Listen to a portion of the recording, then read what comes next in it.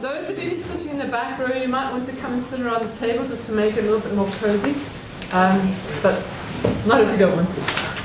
So, my name is Deborah James. I'm here to chair this Peter Loizos Memorial Lecture, and thanks to all of you for coming, and thank you very much to the High Commissioner from Cyprus for his gift of wine, as well as for coming. I hope it tastes good. I'm sure it will.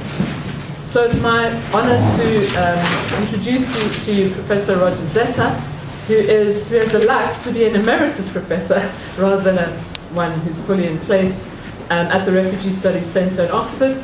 And he has done numerous things, far too numerous to mention, but he was for a long time editor of the Journal of Refugee Studies, and indeed he was the founding editor. He has, in common with Peter Loizos, his interest in and his research on Greek Cypriot refugees, so the two of them had a very strong connection there. But he's done numerous other work, including recently on Europe and the UK and the whole asylum migration nexus there, but also on environmental impacts of climate change on population displacement and migration. And he's the author of numerous books, far too numerous to mention, and also many reports for the Roundtree Foundation and others organizations. So without reading out a long list of these, it suffices to say thank you very much for coming along. And I've forgotten the title of your talk. Re-envisioning Refugee Studies, the pioneering role of Peter Loizos. Great. Thanks a lot. Thank you very much for the introduction, Deborah. Thank you very much indeed, everybody, for coming. And thank you very much, my Commissioner, for honouring me with your presence. Thank you. I'm very grateful. For me, it's an honour and privilege to give the second annual lecture in memory of Peter Loizos. He was a friend, he was an academic colleague, he was an advocate, and he was a generous critic of my work on Cyprus. And of course, he's somebody who I shared a lifetime's academic engagement, as Deborah said, in Cyprus, with all the kind of frustration, fulfilment, and the heartache that being an engaged researcher in Cyprus inevitably encompasses. And so I'm very grateful to the LSE and to the Association of Greek, Turkish and Cypriot Affairs for inviting me to give this lecture, and to Zenon especially for his encouragement and long friendship, and Deborah for hosting the event at LSE. And I also want to thank Jill Shepherd, Peter's partner, who has been very supportive this last year in helping me to understand some of the complexities that motivated Peter's work in Cyprus. I think it's appropriate that it is the Cypriot Association that is co-hosting this, bridging the two communities, the Turkish and Greek Cypriots, two communities of forcibly displaced people. And I think it's important the way that they're honouring Peter's work, because it reveals so much about the way Peter's compassionate research spoke to and for the people of Cyprus, caught up in the really profoundly unsettling experience, the disruptive process of being a forced migrant. And I think his humanity and his intellect really shed light on the situation, the pain that goes with being an unmixed population. And it's a repeated and enduring part, obviously, of the history of the Levant. Cyprus is but one example of many others we could talk about. And I think these lectures, if they do anything, it will help to use his understanding to, I think, impart knowledge and wisdom to the association, to the civil society and political interest in Cyprus, to try and seek a better future. A little bit about my own background. I was brought up in, dare I say, colonial Cyprus, pre-independent Cyprus in the late 40s until independence in 1960. my father, our father, because my brother is here as well, became the headmaster, in the politically incorrect terms we used those days, of the English school at one stage, and I didn't return. We left at independence. I didn't return until 20 years later in 1980. And of course, I left as a teenager and came back after the collapse of the constitution in '63, the Turkish invasion of '74, the division of the island. And when I returned in 1980, returning home, because I still think of it in many ways as a home, the dramatic changes to the Cyprus I'd known became very evident. Obviously, the most dramatic was the forced displacement of the Greek Cypriots, particularly. And I'd long wanted to do a PhD, and immediately the prospect of doing doctoral research on the division of the island, the refugees of the island, presented itself. And of course, as soon as I got into the work, I discovered there was somebody called Peter Loizos, who was also working away, fully engaged in research on the aftermath of the invasion, and engaged very much with the hearts of the refugees that had grown bitter, to slightly transpose the title of one of his classic books.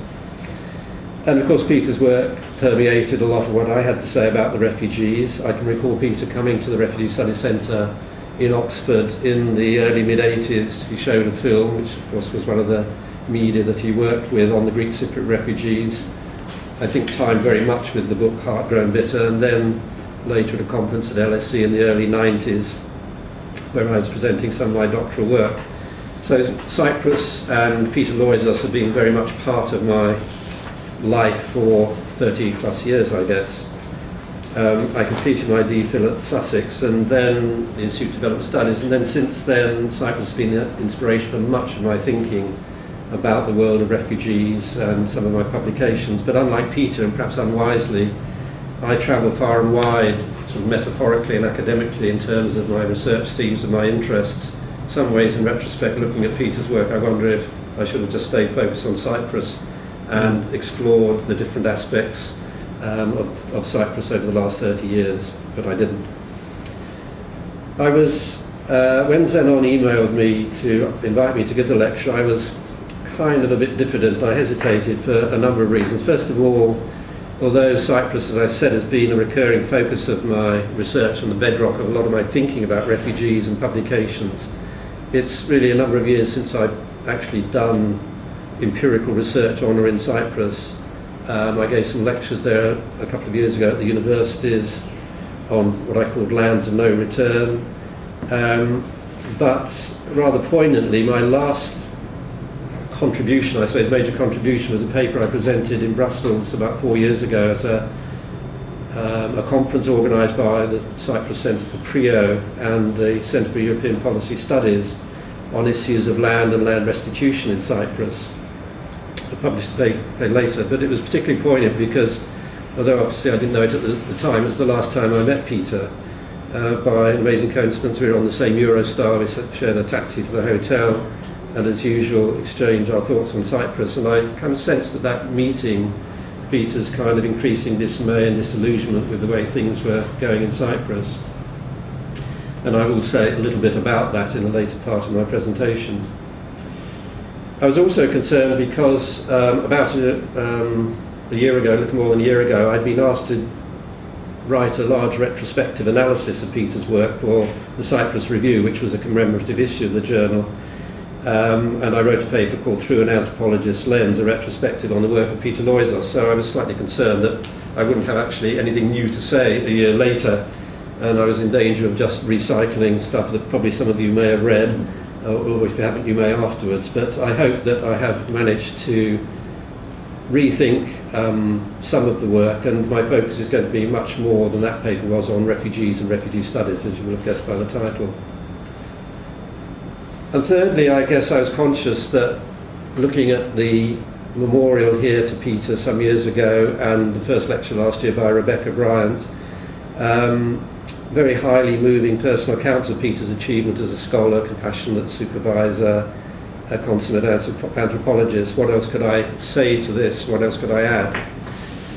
So, having thought about the invitation and realising that I couldn't say no, I began to think, well, what can I talk about? What could I reflect on Peter's work? And it struck me that at the Refugee Study Centre we have two public lectures a year to commemorate, actually neither of them are dead, but to commemorate two celebrated anthropologists in the field. And very often these lectures really are the lecturers make a comment or two, tie their work to the named scholars Elizabeth Colson and Barbara Harold Bond, and then depart on their own research. But what Rebecca did, I think, last year, and what I'm going to do this year, is really to choose the opportunity to explore in detail something of Peter's work rather than my own work. And so I want to do that. I can't obviously follow her anthropological themes, I'm not an anthropologist, but I do want to follow, I think, in some depth his contribution to refugee studies. I've been very privileged in my work to work alongside some of the leading scholars in the field of refugee studies, anthropologists, as I just mentioned, like Elizabeth Colson, Barbara Harold Bond, political theorists and political and international relations scholars like Gil Loescher, leading international lawyers on refugees such as Guy Goodwin Gill and James Hathaway. But what I want to do this evening is really to set myself the task of putting Peter's own work in that kind of pantheon, if you like, of some of the founding fathers and mothers of refugee studies. And I hope that in doing so it'll overcome some of my concerns about accepting the lecture, and I hope it will provide some fresh insights, particularly those of you who are involved in research on forced displacement and have an interest and concern in Cyprus. I hope it will provide some insights into Peter's, I think, remarkable contribution to the field. I chose the title Re-envisioning Refugee Studies, a Pioneering Role for Peter Loizos, both as a meaningful title but also slightly mischievous, because one of the things that always attracted me about Peter is that he had a kind of very gently ironic sense of humour, it struck me, a slightly kind of mischievous demeanour, which he, I think, kept on quite a tight rein, but behind that kind of very serious appearance was sometimes a kind of quizzical or puzzled look. Peter did inscrutability, I think, big time, and he's quite an enigmatic character, but you can never be sure whether he's serious or not. So I chose the word pioneer in a kind of mischievous way, because I guess it's a word that Peter would never have used about himself. I think he was far too modest. He would have been a bit embarrassed, I think, by the title. But I did mean it meaningfully, because I do believe in many ways he was a conceptual and a methodological pioneer in the field of refugee studies. And I've deliberately invoked a word from the title, well, in my lecture, a word from the title of his last book, Re-envisioning Cyprus. It was a photographic essay that Peter edited with his colleagues Nikos Philippou and Theopistis Stylianou Lambert, and it's a typically Peter eclectic original look at Cyprus using photographs and graphic images, which Peter, I think, found as expressive of words, to look at Cyprus and re-envision Cyprus, and that's what I want to do tonight. I want to break the lecture into sort of three areas that I want to talk about. I want to talk mainly about his conceptual contribution, because I think it is profound and valuable and very, very enduring. I want to talk a little bit less about his methodological contributions, partly because I think Rebecca Bryant covered that in great detail last year. And then I want to say a little bit, this is kind of conjectural in the third part, is thinking about Cyprus and the relevance of Peter's work to contemporary Cyprus, although much of that was covered in the paper that I mentioned. So, thinking first of all in terms of Peter's conceptual contributions, I think there are four significant contributions that he's made, and each of these, I think, are critical building blocks that Peter worked on throughout his life, and are really critical foundations, I think, to our study of refugees, forced migration. I think before that, though, we have to really sort of rerun the camera back to the 1970s, back to the 1970s, 1980s. It's almost impossible now, I think, to think back to that time when there is now such a vibrant interdisciplinary study as refugee and forced migration study as a field, with specialist academic centres around the world, hundreds of doctoral students, probably thousands of modules taught at undergraduate, postgraduate courses in the social sciences, law faculties. It's almost impossible to envisage back in 1970s, when Peter started his work, 1960s even, what the field was like then. Now, of course, the study of refugees didn't start in the 70s. There's a long and important history well before then. One can almost go back to the work of the classic Latin scholar Ovid, who was a refugee, banned from Rome to the Pontic area, Constanta, now on the Black Sea, and a fantastic diary he wrote expressing the loneliness and the hope of recall from banishment. But to the extent that we had a focused field of study in the 1960s and 70s, it was dominated by law, international humanitarian law, human rights law, and legal analysis. There were here and there the odd anthropologists, political scientists doing research, but neither the subject matter of forced displacement nor the people who had become refugees were of inherent interest to mainstream social science disciplines and researchers. You couldn't build an academic career on work in this field. Peter did, but that was a tough call at that time. You can now. It was a very fragmented academic world. It was rather esoteric, a rather lonely existence, and a field which many academics, including myself, arrived at almost by accident. And the same, to a certain extent, was true of Peter, because he wasn't to know when he started his doctoral work in the 1960s that less than a decade later the Turkish invasion would take place, the occupation of half the island, the subsequent refugee catastrophe for the Greek Cypriots would constitute the material for the remainder of his academic life. And of course it was accidental in another, more personal way, because without his own Cypriot ancestry, and his anthropological research may well have taken different locations, possibly different people to study, certainly not the then unusual, almost unique subject of refugees. So this was the setting that he found himself in, and it was this field that he pioneered along with some others. I said there were 4 areas that I wanted to focus on. The first is what I call the politics of the everyday in refugee studies.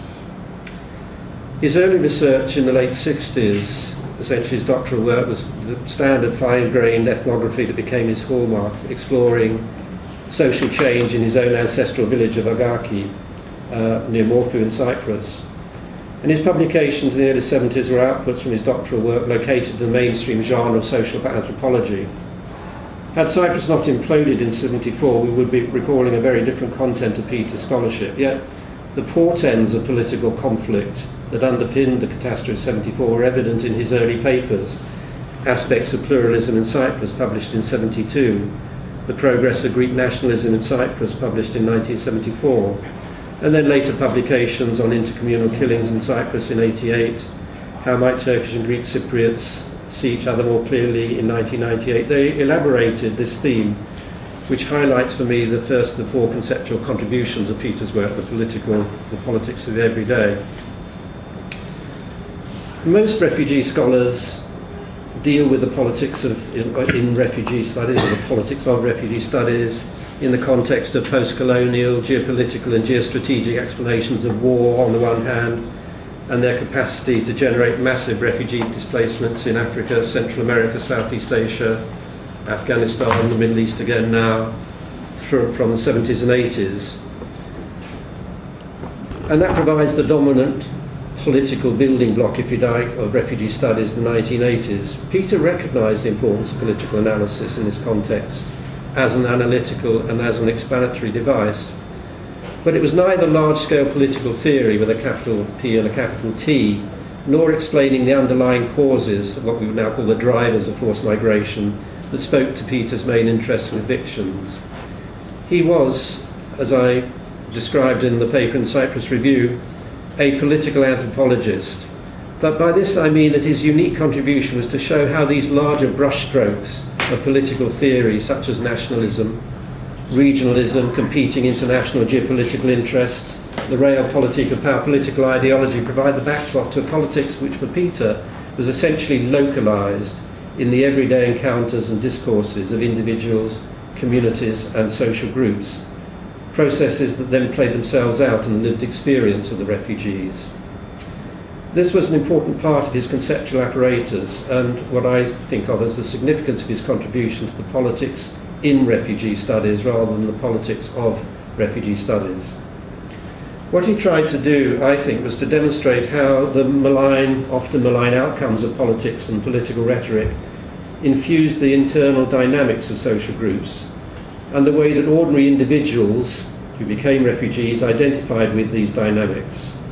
And his concern was not just with the way in which these outcomes became the drivers of forced displacement, but very often as a rationalisation of subsequent conditions of displacement in which refugees found themselves. He showed how the selective political language by which groups ex post facto their displacement define their norms and identity as refugees, how they reinvent their difference and the cultural and ethnic cleavages and political consciousness, captured, I think, in a very richly meaningful phrase what Peter described as invasive ethnicity, a phrase he used in How Might Turkish and Greek Cypriots See Themselves More Clearly.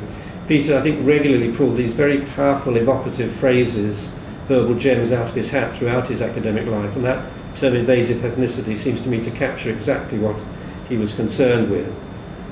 It is, if you will, a kind of reinvention or reinscribing of history by people after they become refugees, as much an inscription by the people themselves as by politicians and international diplomats. And it's this that I think in many ways makes the Cyprus problem so intractable, and one which we could argue underpins, I think, many of the world's protracted refugee situations. Peter's contribution helps us to recognise what I would say is the politics of the everyday, embedded in refugees' values, dispositions, attitudes, and their aspirations. Although perhaps not surprisingly he was unsympathetic, and I think also in his writing very personally disturbed by the manifestations of political ideology he experienced in his own family, and indeed I think overtly hostile in some of his writings to the extreme nationalistic tendencies in Cyprus, which led to the breakdown of intercommunal relations and the debacle of '74. Peter was, I think with this exception, very non-judgmental. His objective, I think, was to demonstrate how adjustments to the trauma of exile is revealed in the way that individuals position themselves in the wider framework of political discourse values and the formal structures of politics which define their exilic situation. What Peter's scholarship shows us is how political values and how especially political ideologies are shaped and articulated and essentialised in and through social relations in exile, and how in turn social relations in exile mediate political ideas and value. In this way, I think Peter's anthropology showed, or his political anthropology, showed how politics were an important, but by no means the only medium of social expression for exiled populations. His work illuminates how social and ethnic norms, how values and markers of refugees become politicised, become institutionalised, become appropriated and reinvented under conditions of exile. The second major area that I want to look at in Peter's contribution to the conceptual development of refugee studies is what I call the meaning of suffering in refugee studies. This theme originates from the way his research used but transcended the lens of political anthropology and the immediate spatial and temporal and context-specific setting of Cyprus to create what I think is a remarkably humane and personal and poignant but understanding of what, in John Davis's evocative term, it is, or the evocative term, the anthropology of suffering. I think Peter's work provides unique insights into the lives and social worlds of communities and households destroyed by forced exile, hence his pioneering research on the meaning of suffering in refugee studies. The Heart-Grown Zetter in 1981, based on his fieldwork immediately after the Turkish invasion in '74, is one of those landmark books, very poignant, detailed narratives of men, women, farmers, grandparents, priests, wives, landowners, and he compassionately describes the immediacy of what it is like suddenly to be a refugee in Cyprus, to experience the chaos of flight, the loss of one's home and land, what it means to confront the destruction, the breakup of villages, community, social well-being, and the way he captured the anger and the struggle to cope with the aftermath of flight and the vacuum of exile. In short, very ordinary people caught up in extraordinarily complicated circumstances. And documenting these themes and structuring the study of refugees in this way scarcely existed before, and at least not in the way that Peter approached these themes. And I think we owe Peter a remarkable debt in the way in which his methods, and I'll say a little bit more about this later, captured the immediacy of exile in a way that I think few researchers and academics have done, certainly before and since. And then in his last book, Iron in the Soul, Displacement, Livelihood and Health in Cyprus in 2008, it provides, I think, a very compassionate long-term perspective on social adjustment and many of those same refugees whose hearts had been so bitter 30 years before. I was very fortunate at the time to be the general editor of the Berg-Hahn Refugee book series and had the pleasure of reading and approving the manuscript. And like The Heart Grown Bitter, Iron in the Soul was ahead of its time, both in its approach to the subject, a longitudinal study, and I'll say more about that in a minute as well, but also its specific subject matter of health. And echoing some of the ideas that he sketched out in what I think is perhaps Peter's most remarkable paper, The Ottoman Half-Lives, Long-Term Perspectives on Particular Forced Migrations, the book Iron in the Soul yields remarkable insights into the coping capacity, the resilience and the recovery of refugees, which transcends the pain and grievance of displacement. Not a closure as such, but as Peter said in the book, or in Ottoman Half-Lives, power that goes on being active, the power of being a refugee many years, but slowly loses its force. I like to think of these two books, The Heart Grown Bitter and Iron in the Soul, as bookends really in several ways. The themes essentially demarcate his life's work, analysing the immediacy and then the longue durée of exile. But also as bookends taken together, they elaborate the way in which he devised the means of exploring the refugee experience of displacement that links suffering and resilience, shame and dignity, loss and hope, dependency and self-reliance, disempowerment and agency, permanency of uprooting mediated by the reification of memory, physical destruction of home and renewal, this juxtaposition of these opposites, these antithetical ideas, which I think Peter captured so powerfully. And I think his approach is a very far cry from the portrayal of the ontological condition of suffering that we find, for example, in Agamben's work, or the biopolitics of Foucault. Peter's refugees are not irredeemably consigned to zones of exception, totally deprived of social and political rights, and defined only by their desolation and suffering. Peter's work, I think, recognises the dignity, a much overused word in the refugee canon, but I think one that Peter used with great wisdom and insight. He recognises the dignity with which refugees confront their condition. And this seems to me to speak in a profound way to a much more human and much more humane representation of ordinary people in extraordinary circumstances. And certainly, from my reflections, it's a voice that rings far truer to me and one that reflects so much about the man himself. So rather, by weaving an anthropological insight into individual experiences of flight, exile, and protracted displacement, Peter's unique and lasting contribution, I think, was to create both a vocabulary but also an analytical structure by which to document and make sense of the disjunctive character, the messiness of exile, but also, beyond this, the specific and personal experience. And here we might add not just the experience of refugees, but I think Peter's own experience as well. And I think it may too have been an analytical approach which drew, as I say, I think implicitly from Peter's own ambiguous situation as both an insider and an outsider in Cypriot society, a theme that I covered in further detail in my Cyprus review paper. And of course, returning to the image of these two books as bookends, we can note the intriguing link of the body metaphors in their titles, the heart grown bitter, and soul of Iron in the Soul. The heart with bitterness is both strident and captures the vulnerability of the body's central organ at that moment of exile, while Iron in the Soul, it seems to me, speaks to the resilience and a kind of philosophical capacity to endure and survive. And again, another example of Peter's imaginative ability to capture and distill so much meaning in a few words. I think words mattered very greatly to Peter. The third area where I think Peter's conceptual contribution has been significant is in another, he wasn't known this at the time I suspect, but highly significant now in the field of refugee studies, both as an academic arena and an area of policy and practice, is the location of refugees in protracted exile.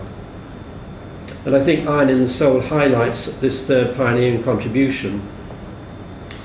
It's important, I think, in terms of a longitudinal study which I've just talked about of social transformation and the dynamics of refugee communities of itself, but I think it's important because of the way it speaks to protracted exile. As protracted refugee situations now become the norm, well over half the world's 12 million refugees, and certainly well over half of the almost 30 million IDPs, internally displaced people, now live in conditions of protracted exile. Refugees going home is actually not the norm now, it is rather abnormal. And unlocking protracted displacement has of course become a very elusive aim of the international community, not least in Cyprus. And it seems to me that in this context it's more important than ever to understand the nature of the social and the economic and political changes that take place under conditions of long-term displacement. And vital though this is, not just in Cyprus but globally, it remains a relatively rare research theme among refugee scholars. One thinks obviously of Elizabeth Colson's pioneering work in Zambia, whose influence on his own work Peter acknowledged, as perhaps the only other leading scholar of this very important genre of research on forcibly displaced people. For Peter, I think perhaps by accident, he had the good fortune to be a longitudinal researcher. He was alive to the opportunity, but not, of course, in a vicarious way. Neither his academic integrity nor his close familial identity with the exile villages of Agaki would allow him that. But this background and his lifetime's research enabled him to transect the same community 3 times. First, in his doctoral work, The Social Fabric of Pre-Displacement Agaki in the Greek Gift Politics of a Cypriot Village, then as refugees in the immediate aftermath of the Turkish invasion in The Heart-Grown Bitter. 1975 the research was done, although the book was published a bit later. And then third, almost 30 years later, since their exodus, the refugees and their descendants still in exile in 2008 in Iron in the Soul. Of course, aspects of Peter's longitudinal research of protracted refugees in Cyprus are Cyprus-specific, notably displacement to and resettlement among co-ethnics. In addition, there are factors that I think are available in Cyprus which make it very difficult to undertake longitudinal research in other displaced communities, where you have extensive diaspora, settlement and integration. These are to a certain extent evident in Cyprus, since despite this de facto resettlement and reluctant integration, there is still, I would argue, a not fully diluted refugee label and identity in Cyprus. But these 3 studies, I think, juxtapose intricate transects of longitudinal social change in an exiled community, from social structures and norms that evolved in places where villagers were born under normal, through the socially destructive experience of refugee uprooting to the gradual settlement but not assimilation in places where they are resettled and have grown old. The seeming permanency of their uprooting is mediated by memories of the past that still persist. Of great value to refugee scholars and policymakers now preoccupied with the problem of protracted displacement, I think Peter's work shows how, although refugees relate very closely to lost homelands, they also create and build new lives with multiple and often hybrid identities. That's significantly and much more complex than the outsider's view of exile and alienation often suggests. He explores the diversity of social change, drawing attention to the significant legacy of the past on which refugees draw, as well as the challenge of how they reconfigure their identity in a setting which was both unfamiliar and alienating, but also in the case of Cyprus, strangely familiar because they were still in their island. He reveals the sense of security and well-being tinged with the ambiguity of what he calls the grievance and transcendency of their displacement. In other words, refugee identity is malleable and susceptible to change through social interaction. Was Peter then a constructivist, detecting the fluidity of refugee identity constructed from the contingent forces of history and society? I'll come back to that question. But his contribution, it seems to me, in thinking about how long exile communities change, what their aspirations are, both socially and politically, I think is highly significant. The challenge of protracted exile leads me to the 4th and final area that I want to talk about in terms of Peter's pioneering role in refugee studies, and this is the now familiar refugee agency and humanitarian crisis as development opportunities.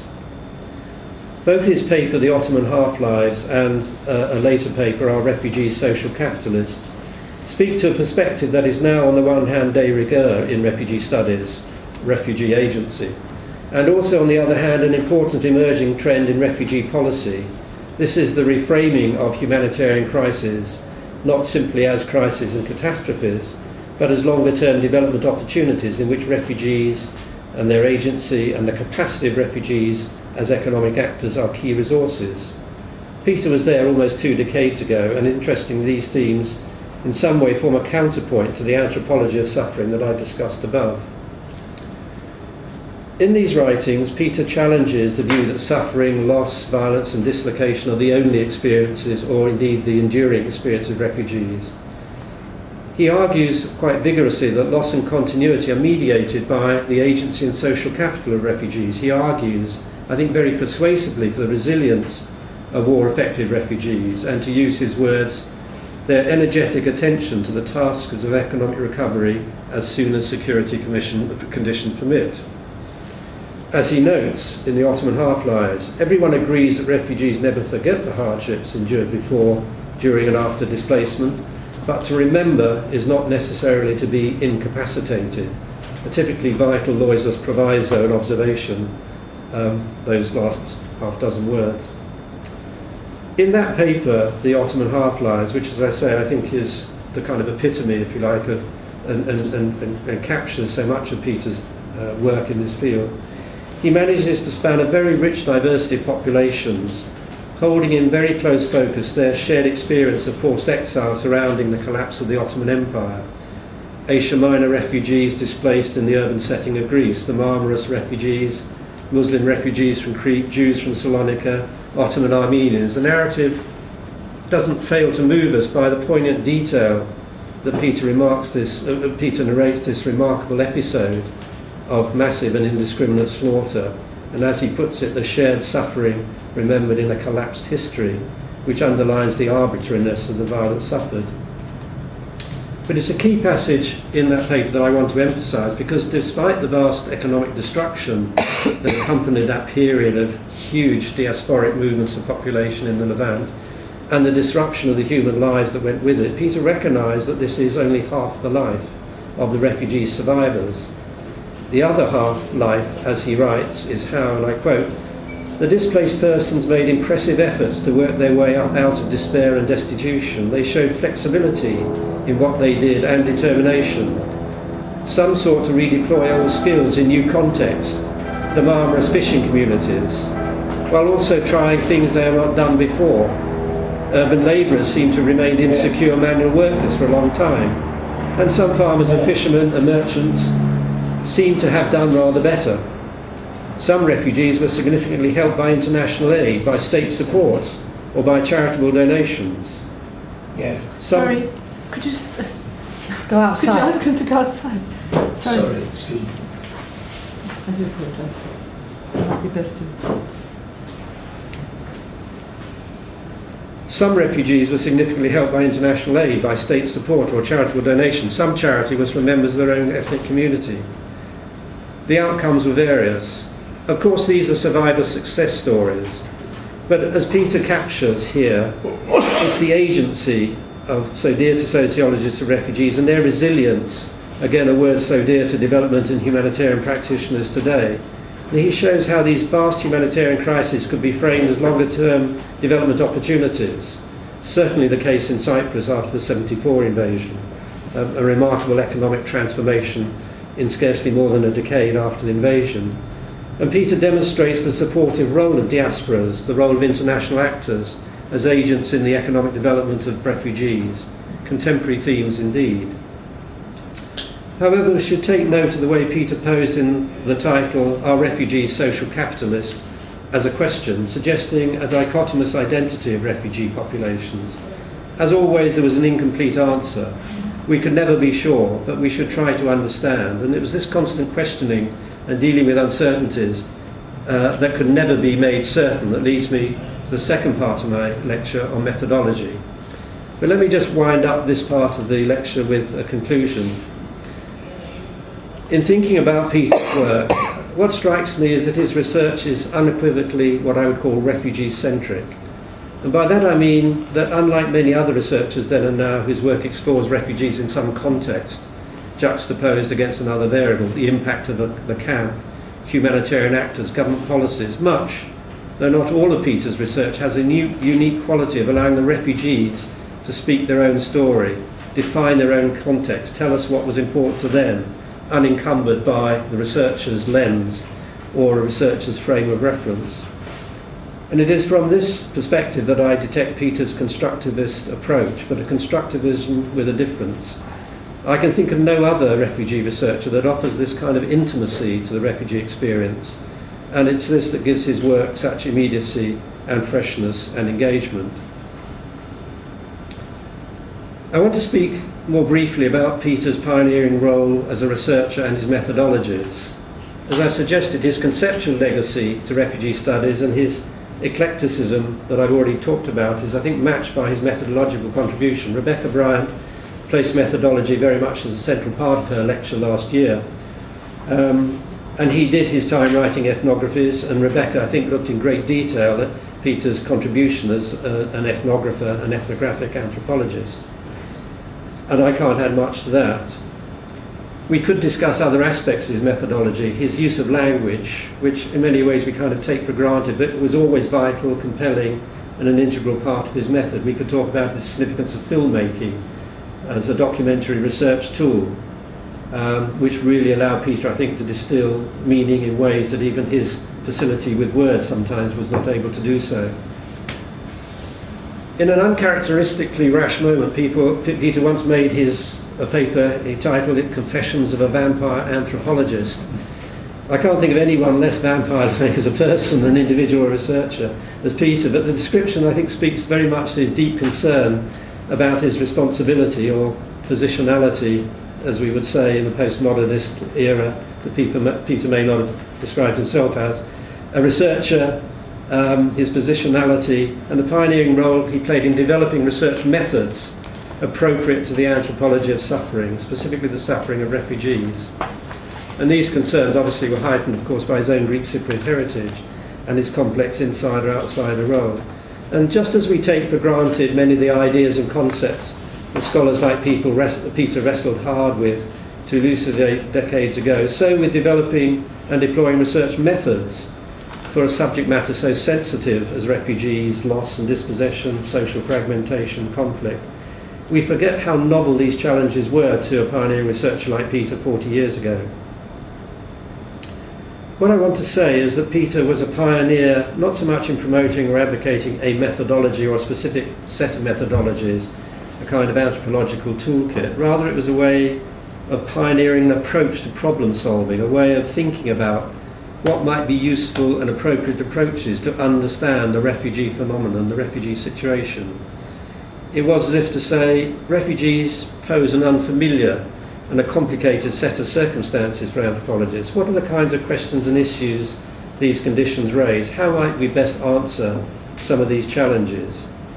In this sense, he was saying, let's experiment. Let's not have preconceived ways of framing our questions, of collecting and analysing data. We're never going to have full answers. We can never be certain. The Heart-Grown Bitter has become mainstream, but we forget now just what a radical book it was in exploring the chaotic personal circumstances where seemingly secure and stable lives and feelings have been cut to pieces by exile. Using a methodology which I would describe as well as kind of rough cut in a way, refugee narratives, photos, personal background to explain his thinking, thoughtful analysis, always slightly enigmatic, seems such an appropriate way to handle the data, the immediacy of exile, and what he wanted to say about the data. The chronicle of the book's subtitle gave this some kind of unity, it seems to me.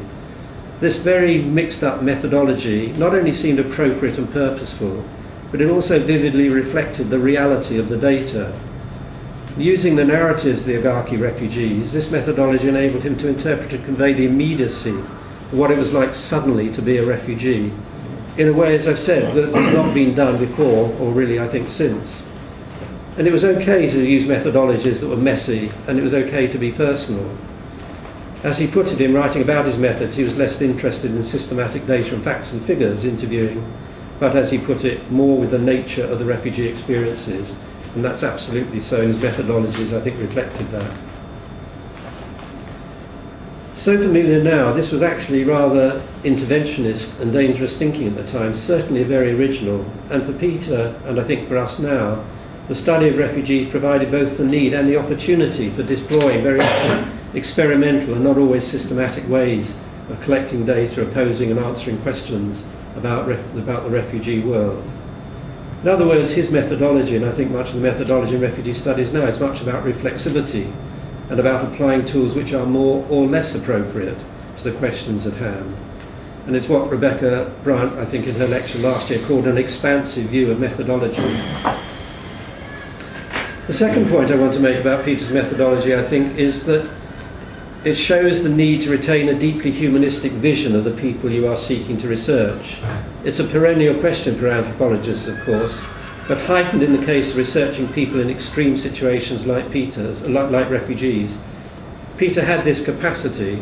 I'm not sure you can teach people to be humanistic, compassionate and so on in a research methods course, or that it's easy to acquire.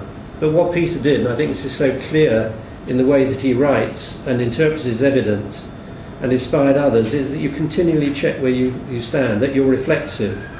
And I think that partly explains the often enigmatic quality that I find in his work. We can't be sure. And I think the third point, and again it's been written about on Peter by other authors and researchers as well, is the kind of insider-outsider role, the subjectivities of anthropological research, made even more problematic in the case of Peter by researching his own people. I'm not sure I've got any new insights to add to what others have said about this. It goes with the territory of anthropology, but what I do know is that it produced a very engaged, a very intimate, and a very personal, compelling way of presenting his material, which seems so appropriate to the subject. And again, I would argue that his reflexivity and this kind of tension between certainty and uncertainty in his work were integral parts of his scholarship. The final part of my presentation tonight, I want to talk about contemporary Cyprus and the legacy of Peter's work. Every anthropologist has his or her own people, and for Peter, as we know, this was the Greek Cypriots. And his publications, I think, provide a wonderfully rich contribution to the study of Cypriot society in both normal and in abnormal and traumatic times. What would Peter have made of the contemporary situation, and how would his research have informed our current understanding? I think we can really only speculate, and perhaps speculate unreasonably here. Exasperated though I think he was at times in his writing and certainly in discussion, though exasperation perhaps is too strong a word for somebody like Peter because he was essentially so mild-mannered. But he was far wiser, I think, than many other academics in his reluctance to offer a view on how the Cyprus problem could be solved. He was in any case sensitised more than most scholars to, as he put it, how might Turkish and Greek Cypriots see each other more clearly, and as he said in that paper, harassment if they voice views which run counter to the demands of the invasive ethnicity. I quote from my retrospective essay on Peter in the Cyprus Review in the context of perhaps his thinking of contemporary issues. And what I said there is that voices for a two-state solution are heard in some quarters, perhaps little more than a rationalisation of the status quo, while others argue that the path to a comprehensive and just solution has finally run into the ground, and that what we need instead is a step-by-step incremental path, agreeing one social, economic or political pillar at a time, a bit like the European Union, I guess. And this perhaps offers a more viable, if painfully slow, route to compromise and some form of bicommunal reunification. Given these conditions, and not least because his work speaks mainly to the evolving power of exile that slowly loses its force, I suspect that, as in the past, Peter's position on these trends would have been enigmatic. But consistent, I think, was always his role as a scholar in seeing and valuing people for what they are. And I think he would have argued, as he did in the Ottoman Half-Lives, that we should refuse the pressures towards ethnic stereotyping. Clear understanding by not underestimating vital differences, and not favouring one way of seeing, of being a man, a woman, a citizen, a people. This plurality which I think so infused Peter's understanding and his work. And in this context we might think of Peter's work reflecting Bertolt Brecht's epigram, himself obviously an exile and refugee in America, a poem he wrote concerning the label emigrant. Not a home but an exile shall be the land that took us in. Restlessly we wait thus, but none of us will stay here. The final word is yet unspoken. And the final word is yet unspoken is as much, I think, an epitaph for Peter's approach to scholarship as it is for Cyprus. I think if we drew a completely bleak view from his work on the prospect of a just and lasting solution and some form of bi-zone or bi-communal federation, then it might be this. And I quote again from the Ottoman half-lives. Why do some dislocations have longer half-lives than others? Peter used the phrase half-life metaphorically, suggests power which goes on being active for many years but slowly loses its force. The dislocation of the half-lives in Cyprus has lasted 50 years. Has the impetus for a solution slowly lost its force as it did for those 5 unmixed populations that Peter examined in the Ottoman half-lives? A question. For my part, I think the significant loss is that Peter was never able, or perhaps never felt able, to conduct cross-communal research as other more recent Cypriot scholars have been able to do. I'm thinking here particularly of scholars like Yanis Papadakis, of Umot Bozkurt, Christalla Yakianthu, a work in the transitional justice sectors, Rebecca Bryant's work as well. Given his own ethnic background and the period when he conducted most of his research, mainly before the opening of the Green Line, the timing of bi-communal research was not, of course, right for Peter.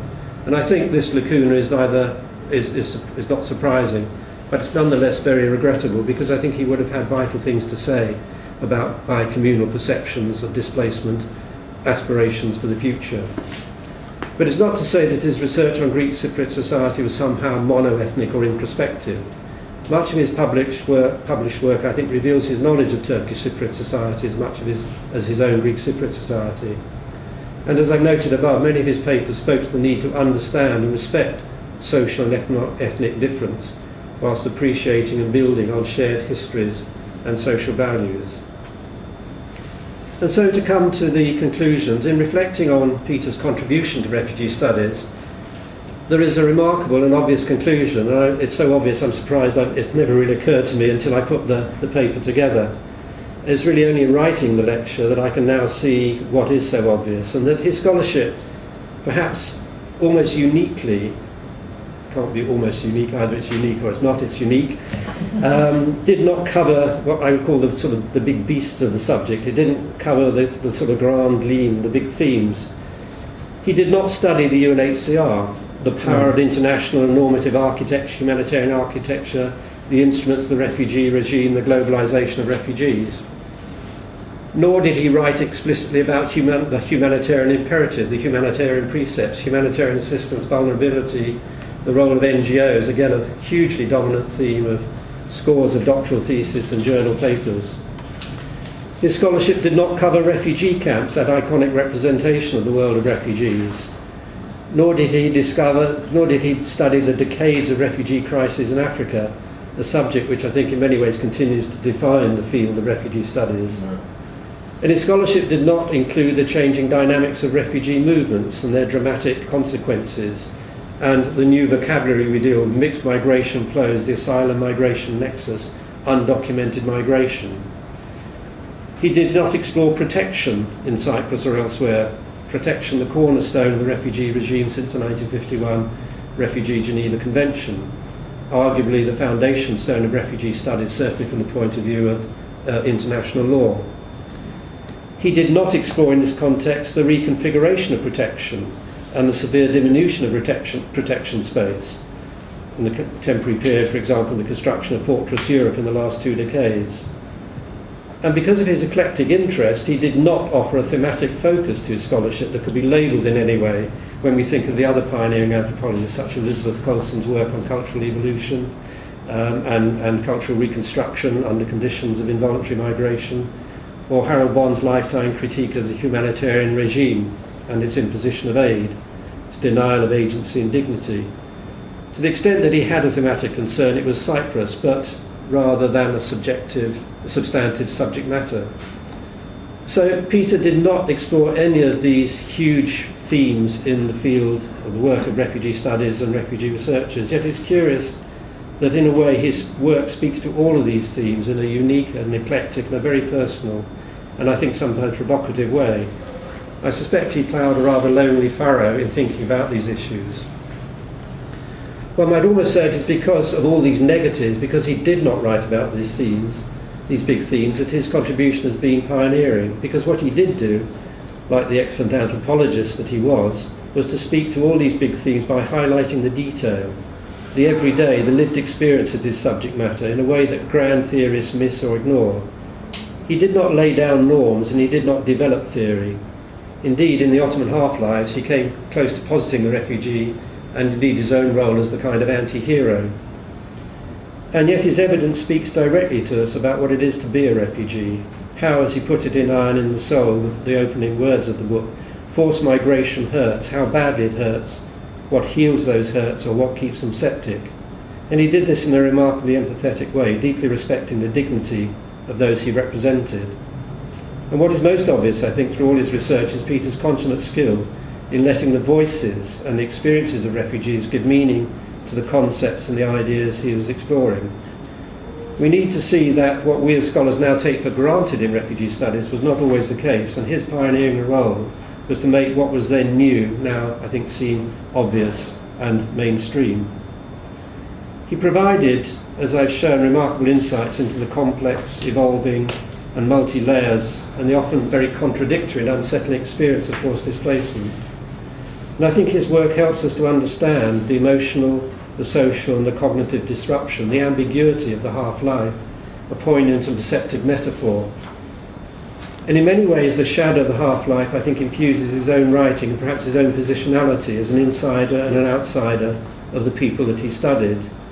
But more than this, I think the metaphor of the half-life, of the half-lives, is another one of those Peter's sort of freshly minted phrases that brings you up short, because the way these two words summarize so accurately and convey so vividly what it is to be a refugee. And it's for all these reasons that I believe Peter's standard of scholarly commitment and his profound contribution to the field of refugee studies is very hard to beat.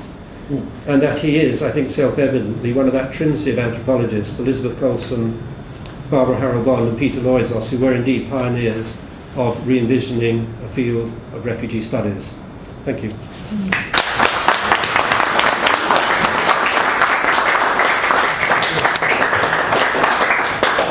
Thank you very much indeed for a wonderfully enlightening lecture. So I guess there's a little time for questions. I thought I'd just kick off while other people might be gathering their thoughts and ask you whether, in a way, what you seem to be saying about Peter is that he was almost not wanting to see this as a kind of little sub-discipline in its own. Perhaps he, since he didn't, make statements about all those things that you mentioned right at the end, he was kind of coming to it in a very particular manner. And I just wondered whether this meant that, in a way, he was sort of talking himself out of being a student of the refugee, especially because his second book, the Iron and Soul, to some degree seems to almost cancel out some of the really kind of heart-rending stories. I mean, there are heart-rending stories, but there are also stories about people who are just getting on with their lives. And do you think maybe that lesson didn't get taken up by refugee studies, or is it far too broad to even, make a statement like that? I think, in many ways, as I was implying, perhaps stating explicitly, that Peter was ahead of his time. I think you're right to pick up this kind of ambiguity, and there are many ambiguities in Peter's work about whether he was a kind of mainstream refugee scholar or whether he was a very enlightened anthropologist working in a particular field. But to come back to my point, I think he was ahead of his time, because I think a great deal of the research on refugees in the 70s and 80s and into the 90s was highly focused, I think, on anthropology and other dimensions of suffering. The refugees as victims, the refugees largely encamped in sub-Saharan Africa, the dominating role of international humanitarian assistance, the controlling paradigm, which I think became very much part of the research culture of refugee studies in the 1980s and 90s. I think Peter, two things about Peter. I think one, that he didn't get sucked into that. He always, I think, maintained a distance, and as I said, I think retained or understood and represented the dignity of refugees in a way which is very hard to do, because it's a word that everybody uses, but I think few really understand or really allowed to speak in the context of refugees. But I think also the second point I would make is that in Iron in the Soul, you could say, well, he was talking himself out of the field. I think, on the contrary, I think what he was laying down was a very different perception of how refugees adapt and adjust to long-term displacement in ways that I think had been denied by this paradigm of the victim, the suffering refugee. And I think it's really interesting the way in which that new view has emerged perhaps in the last 5 or 6 years and is now absolutely dominating international political and policy discourse about refugees, particularly given, as I said, the fact that most refugees are in protracted displacement situations. The international community is desperately trying to find a new durable solution to refugee crisis, because repatriation, as we know, doesn't work. Something in the order of about 80,000 refugees are repatriated a year, which out of 13 million refugees is not very much. Local settlement, as we know, doesn't work because host governments don't want 2.5, 3 million Syrian refugees camped in Turkey, Jordan and Lebanon for the next 10 years. Resettlement doesn't work, return home doesn't work, as we know. So the international community, I think, is desperately searching for a new agenda, a new means of dealing with protracted exile.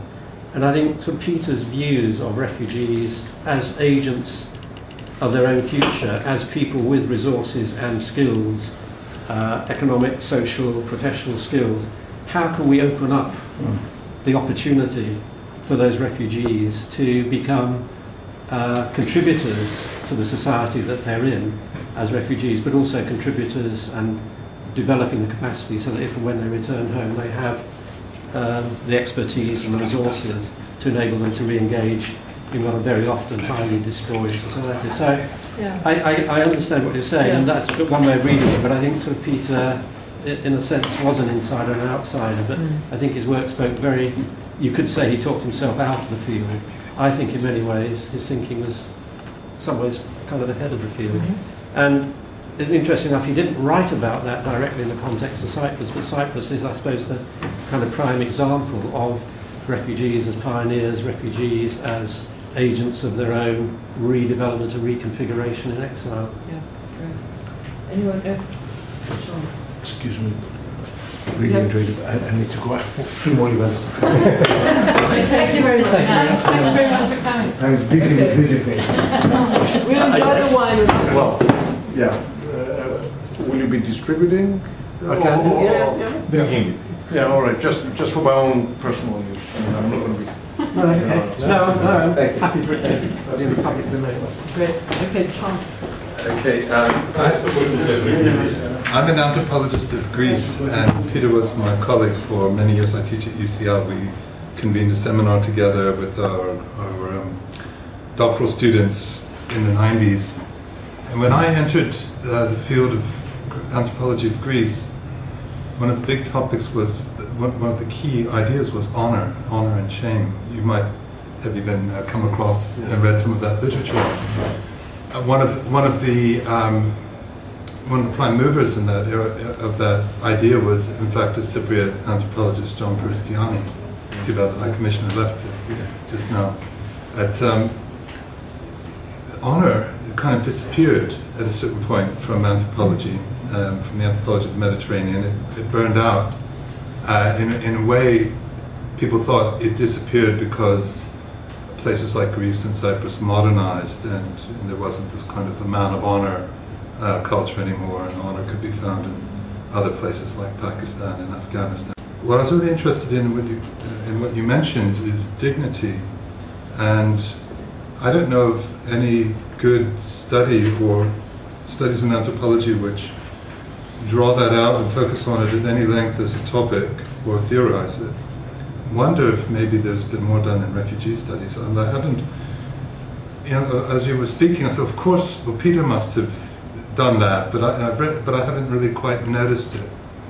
But it seems to me that, well, honor has disappeared. It's this kind of aggressive bravado that men, could show and display, but that dignity is really all the more prevalent an issue not only for Cyprus, where people were made refugees in 1974, but in Greece, where since the last few years, people have been so reduced by this economic crisis that they have to, we need to understand better what are the minimum criteria that people need in order to feel some measure of what we could call dignity. And how I would, in a way, like to contrast it with honor as a sort of aggressive assertion and dignity as a kind of minimalist expectation. Anyway, I'd love it if you could meditate further, either on from your own research or reflections on Peter's work on bringing up dignity. Thanks very much for the question. As I think said on 2 or 3 occasions in the lecture, dignity is a word that is central to the policy-making world of refugees. In all the documents that you read from UNHCR, for example, particularly on repatriation of refugees, repatriation with dignity, that always appears. And I think what's interesting is that although it is a kind of standard phraseology in the world of refugee policy, in the refugee regime, it's remarkably unresearched by refugee scholars, refugee studies scholars, which maybe start to think of that question there. Having said that, when I say that, I mean as an explicit concept, word, idea to research. But having said that, I think you could read Iron in the Soul, Peter's last major book, as a study of dignity. I mean, it wasn't portrayed as that, and that wasn't what drove the thinking of the book. But you could see that as the kind of a subtext, perhaps, of Iron in the Soul, and how. And I think what the strength of that book is that many of the people in that book were the people, as I said, that he transected their lives from before they became refugees to the moment they became refugees and after. So he could see that transition, perhaps from a society which was very much in the 1960s, I guess, a more traditional Cyprus bound that with honour and the honour in the village, and how honour became transposed into a new kind of cultural medium of dignity of old age, the dignity of how people experienced exile, and it perhaps maybe a difficult and unpleasant thing to say, but how exile made them perhaps reflect on their own cultural values and whether honour was really a vital ingredient of their society, or whether perhaps the notions of dignity and how you behave in exile, the bearing in exile, recognising what you've been through in exile, but also that living your life beyond exile is a dignified way of being a human being. And I think he kind of captured that very much in that book. And you could read that book, I think, as a study of dignity. It kind of intersects the idea of dignity in different ways, and the different bearing of people, their attitudes to displacement, how they had adapted themselves, particularly the health conditions that they felt they faced, which Peter showed, in fact, were no different from the rest of the population. That hadn't, largely were no different from the rest of the population, although they thought they had suffered more. In fact, in terms of their medical and clinical health, by and large, it was, one might expect them to have, perhaps their clinical conditions might have been more dramatic and more problematic, but he showed that not to be. But what the book talks about is not just the health, but I think they're kind of the social adjustments and the psychosocial adjustments, in which kind of notions of reflexivity and dignity were very sort of powerful commodities that they ingested, I think, in exile. Okay, I've got a question over there. Yes, thank you very much for the presentation. I have a thought about Peter, and also a connection to your presentation, because I remember him coming a few years ago to the University of East London talking about his book on health, and I remember him introducing the talk by saying that when you follow a population as an insider and outsider for so long, then issues like health and aging are part of your personal life, and they become part of the lives of your participants. And he was creating this connection. And what occurred to me was kind of this, how often we think of Barbara Harold-Bond as the activist anthropologist, and how, in a way, we can think of Peter Loizos as the humanistic anthropologist. But the question I have is in connection to his contribution to refugee studies, and I suppose your contribution to refugee studies as well. Because in your presentation you've emphasized how he was really referring to the refugee experience and refugees' identities in his research on Cyprus, and what your contribution to refugee studies has been to position refugees as a label. And I was wondering if you could comment a bit on kind of how these two concepts, refugee experiences, identities, and refugee labels, can speak to each other. Wow. Coming up the line. I think I should have had notice of that question. You can just pass and talk about it over wine if you like. Let me hazard a few top of the head thoughts. I suppose you could say that our work is almost antithetical, because in some ways Peter's work, as you say, was about the experience, and as I think I said in one part of my lecture, it was almost kind of without a context. He didn't focus his research on refugees in the context of a camp or in the context of government policy or the rehousing policy of the Greek Cypriot refugees in Cyprus, for example. He researched refugees as they were, as he found them, in a sense, without, well, not exclusively, but as much as is possible without a kind of context. You could say that the work that I've done on Cyprus is really almost the opposite of that, how in fact that identity and how refugees see themselves is very much constructed around the role of governments, the role of bureaucracies, and how the refugees themselves react to the label that is created for them. So in other words, for my work, context is absolutely vital, because that, I think, from my point of view, conditions the refugee identity, certainly the Greek Cypriot refugee identity, and how they became labelled and how that label became transformed and highly politicised in the Cypriot context. Whereas you could say that Peter perhaps had a more abstracted approach and a more abstracted view of looking at the refugee experience, and the experience qua experience. I was looking at the experience more in a context. So there was a kind of, you could say there was a kind of antithesis, I think, between our two approaches. Although we kind of end up in quite similar positions of, I think, I'd like to think of myself as very refugee-centric in the work that I do. And I suppose we ended up in quite similar positions in recognising not just the uniqueness of displacement, but the huge challenges that being a displaced person, that it's almost impossible to understand unless you have been displaced, but trying as much as possible to understand the kind of unique situation of what it is to be displaced, to have one's life destroyed, to be displaced and dispossessed in that way. And I guess that kind of motivates, well, it certainly motivated Peter, it certainly motivates my work. Okay, thanks. I've Tough question. Thanks. I've got 3 more questions before I let you loose on the wine. So, Lisa?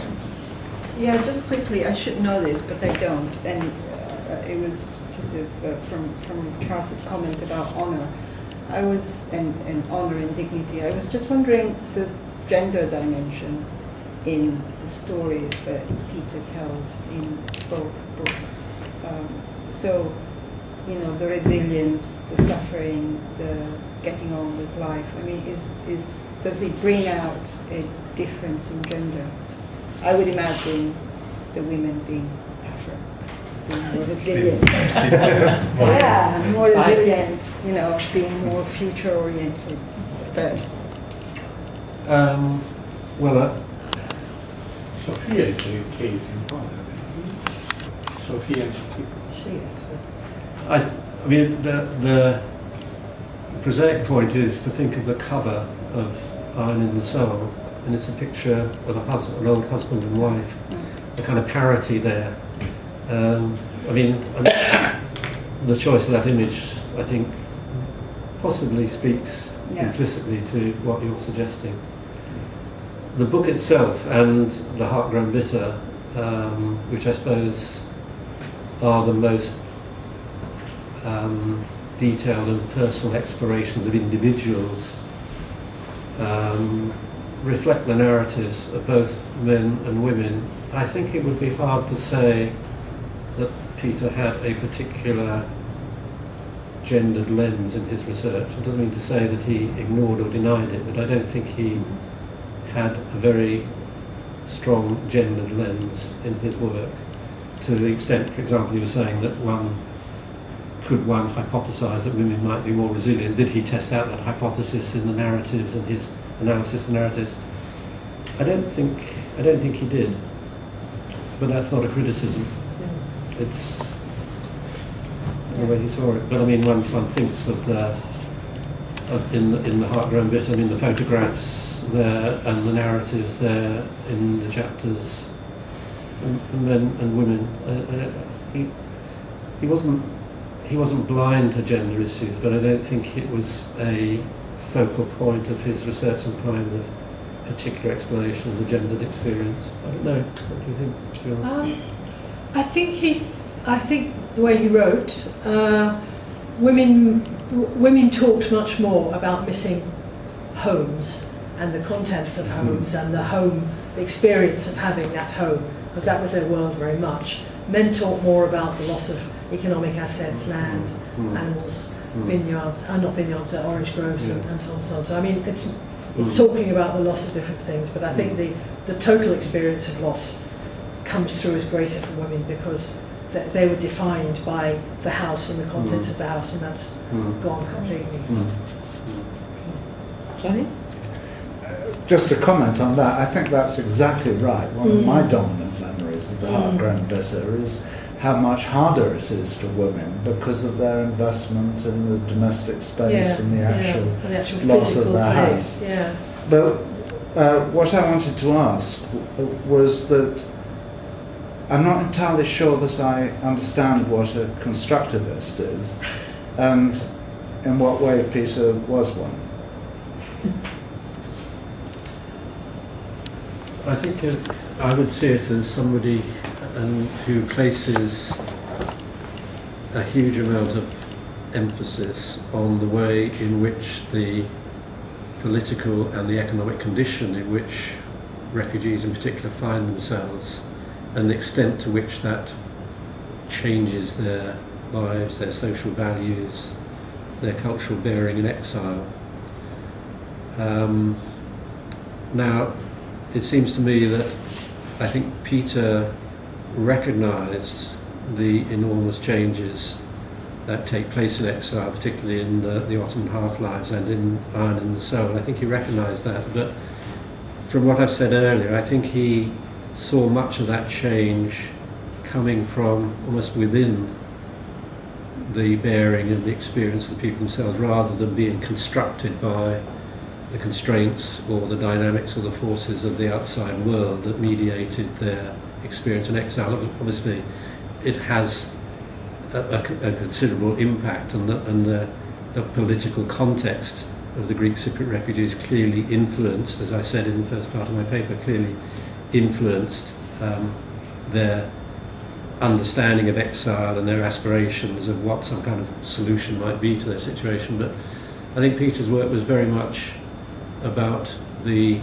way in which processes of adaptation and change and the kind of dynamics of change in exile reflect the context within which refugees live, but are not driven and not controlled and not necessarily dominated by the constructs of the political and the social and the economic regime in which they find themselves as refugees.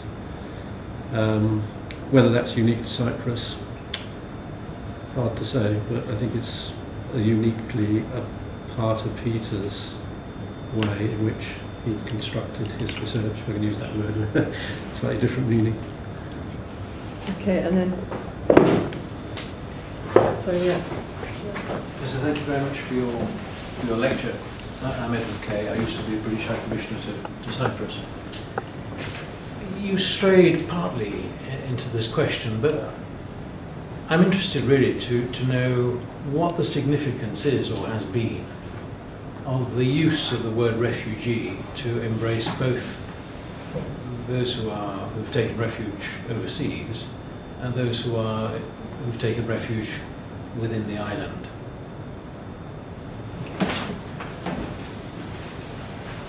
Thank you for that question. A lot of my research on the Greek Cypriot refugees has been to, as we said earlier, is to explore the label refugee, because technically, of course, Greek Cypriots are not refugees.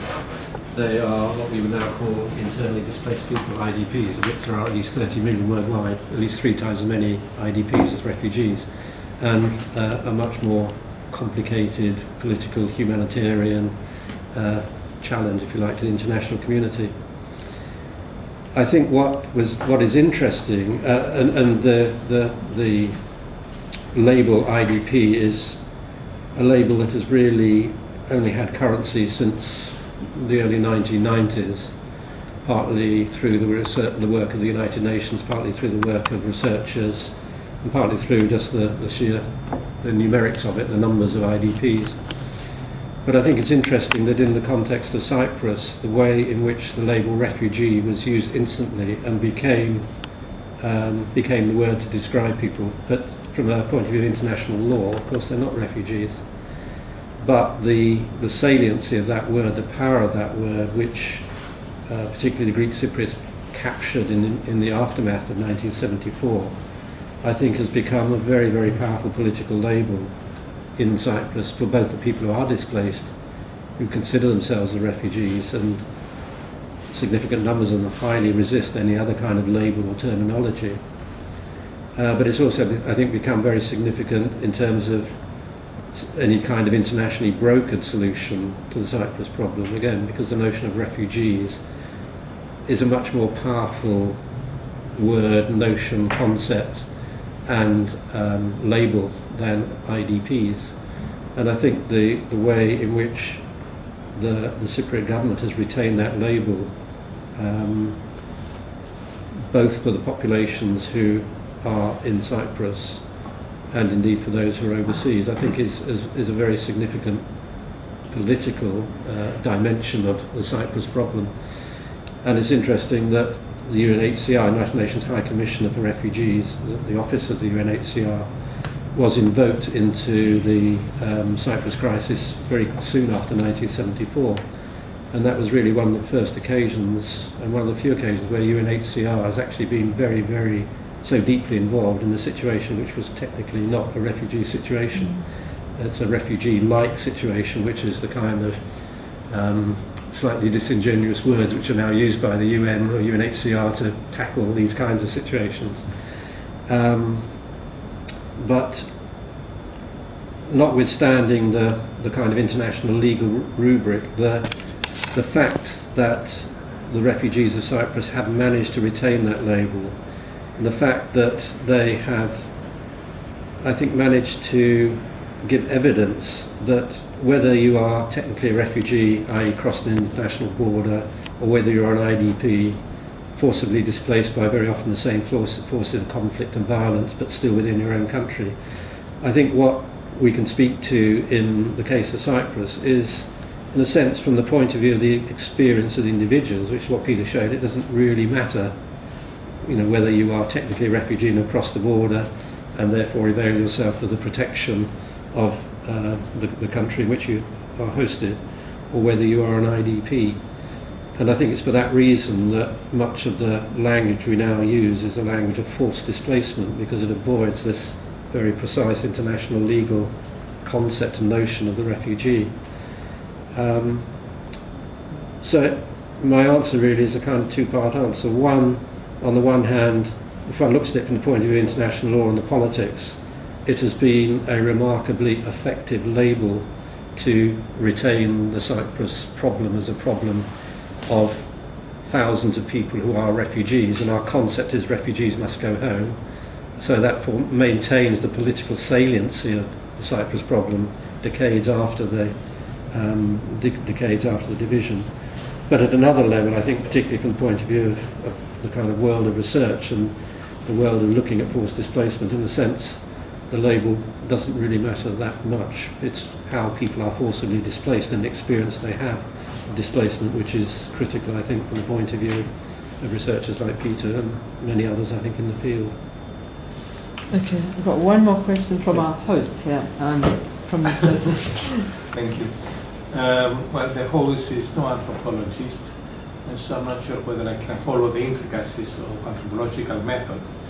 But I think that Peter is a superb master of the English language, and he uses his talent, deploys his talent, both to describe the experience of the refugees and the dignity and self-control that you mentioned, but also, although on fewer occasions, fewer papers, violence, inter-ethnic violence. I think that in an interview that he gave to a Greek secret newspaper here in London, which even Jill has not read, in atrocious translation, he says that he abhors violence and so on. I think this is a theme in his mind, not in his work.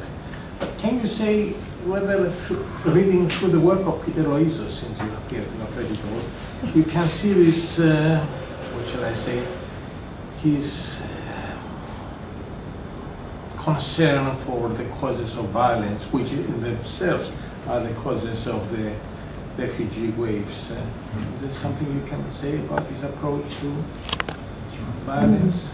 I think he was, well, I can only speak from his writing, but I think from his writing he was very uncomfortable thinking and writing about violence. I mean, it couldn't be ignored. You can't ignore it in the context of refugees. As I say, by definition, it goes with the territory. But I had the impression that that he was uncomfortable writing about it. He was, I think, a very passive person. I think he abhorred violence, and one or two of the things he implicitly wrote about his own family background and the social violence, not the physical violence of war, seemed, again, I think, something that he really kind of abhorred.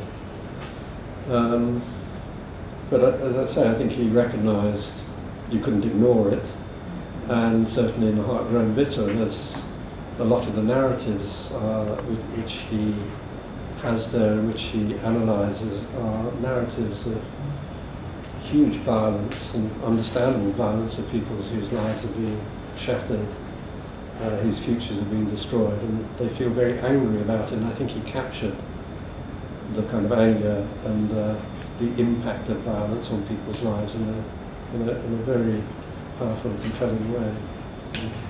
Okay, I'm going to say thank you very much for your talk. It was extremely interesting and inspiring. And thank you also to the Association for Cypriot, Greek and Turkish Affairs for having arranged this, and to Jill and everyone for coming along. So thanks. Thank you. I'll get you to drink the wine, and you can come and ask Roger your other questions. I don't know if you remember, as the High Commissioner was leaving, he made an obscure remark. I interpreted his meaning, this is a gift, we are not to sell it. So we have to drink it